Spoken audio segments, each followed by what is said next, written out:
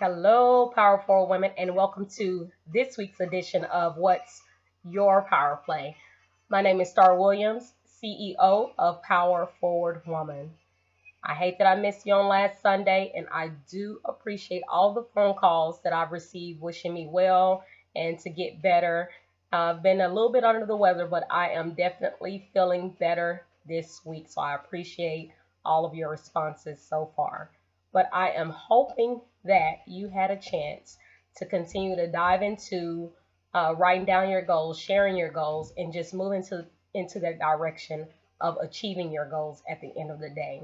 Because as we know, goals, setting them and achieving them are one of the ways that we can influence so many people around us.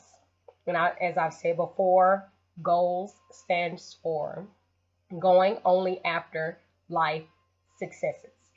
So with that being said, I want to give you these last three ways to write down so that we can study and make sure we incorporate into our plans to achieve our goals. And those three ways is number one, making sure that our goals are measurable, ensuring that our goals are tangible, and lastly, ensuring that our goals are rational. So we're going to jump right into our first one, and that's making sure we measure our goals. I've talked about time and time again through some of the other ways in measuring your goals.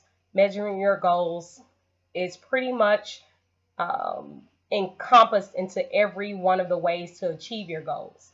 And what do I mean by that?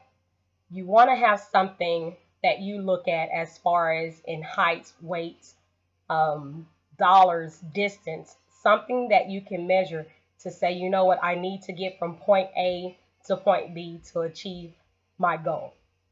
So let's use a dollar amount, for example.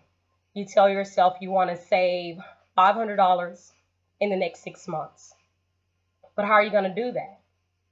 You want to make sure that you set aside, let's say, $85 per paycheck for 6 months. And that way you can measure each month how you're going to get to that $500 mark. It's as simple as that. Writing it down, looking at a number, looking at how far you have to get to that goal. And sometimes you may have a little extra to set aside to even get to that goal even faster. So just as simple as writing it down, going back to another way to achieve our goals, we want to measure them. So measuring your goals gives you something to look at and something to progress towards. And our next way that I spoke about was rational. I may have gone a little out of order, but we want to make sure that our goals are rational. Do our goals make sense? Do they make sense to us?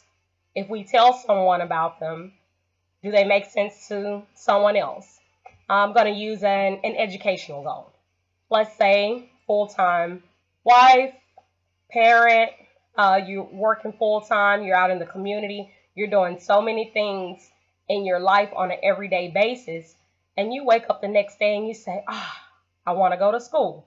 That's awesome that you want to get your education, but then you decide that you want to be a full-time student. Now you tell one of your family members or your friends that, you know what, I want to be a full-time student and I want to continue to live the lifestyle that I'm living. They may think that that's irrational, that that's almost impossible to do that. So make sure that your goals are rational, that you sit down and you have a full-fledged plan on how you want to get there. You want a path, you want to direct your path to getting to that end result. And in this case, it's receiving your degree. You don't want to give up. You don't want to stop. You want to continue to move forward and take those classes. So reassess that goal by finding out how many classes should you take. What type of work is it going to require for these classes? Maybe taking one class per semester for a while just to get your feet wet is the answer. Maybe 2 classes. But jumping right into becoming a full-time student may be slightly difficult for most, and it may not be for some. But again, write it down, get a plan for it so that it makes sense not only to yourself but also to others when you speak about it.